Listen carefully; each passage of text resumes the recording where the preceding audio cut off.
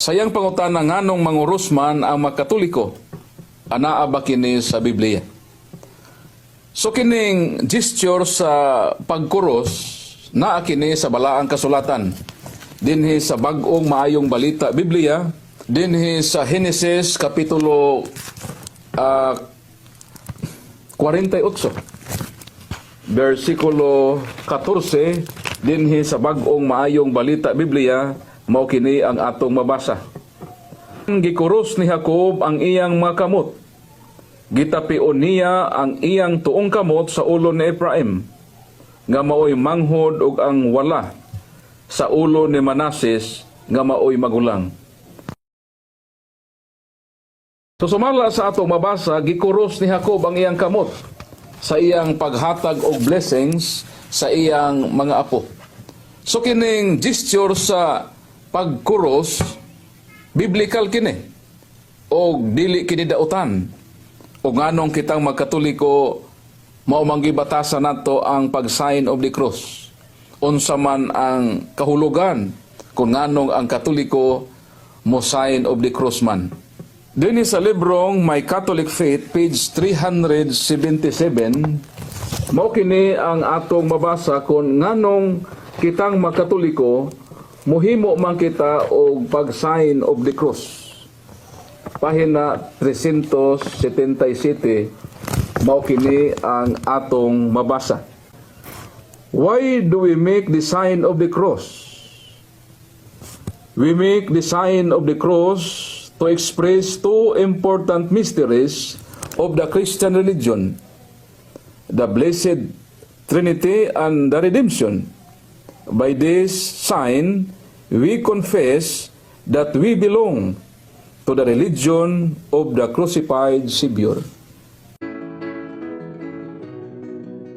So nganong di ay kita nga makatoliko mangurusman, ang tubag aron sa pagpadayag sa atong pagtuo sa duha ka importante nga misteryo nga mao kining Holy Trinity ug ang redemption. So pinagi sa atong pagpanguros, atong gipaila nga kita kabahin sa tinuuhan sa gilansang nga Hesukristo.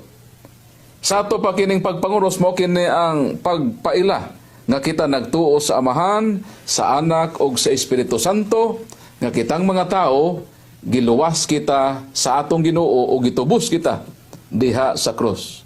So nindot kaayo ang pag-sign of the cross, kay kini pagpailaman nga kita kabahin sa tinuuhan sa gilansa nga Ginoo.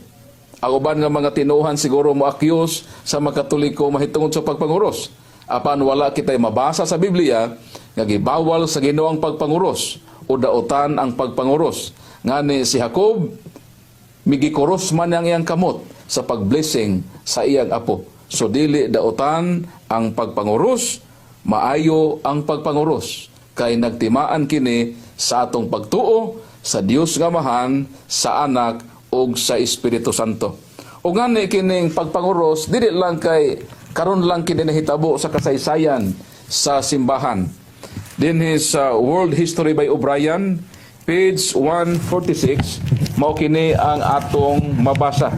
Other practices of the early church, the sign of the cross, and the veneration of the bodies of martyrs come from most ancient time.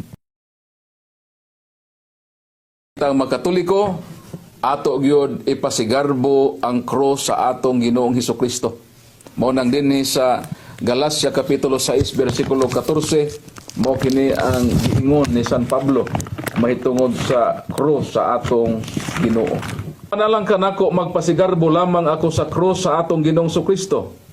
Kay pinagi sa iyang cross, patay na ang kalibutan alang kanako. Si San Pablo walay laing gipasigarbo gawa sa cross sa atong Ginoong Hesukristo.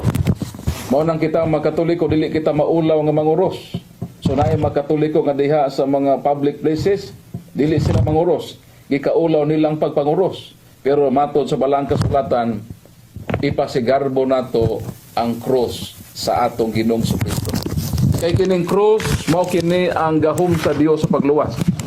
Dini sa unang Korinto 1:18 kama 23 mao kini ang atong mabasa dinhi sa Maayong Balita Biblia. Ay ang mensahe mahitungod sa kamatayon ni Kristo didto sa cross. Binuang alang niadtong wala maluwas. Apan alang kanatong ginaluwas gahom kini sa Dios. Bersikulo 23. Apan alang kanamo nagsangyaw kami kang Kristo nga gilansang sa cross o kining minsahiya wala kahimut-i sa mga Hudiyo o giilang binuang sa mga dili Hudiyo.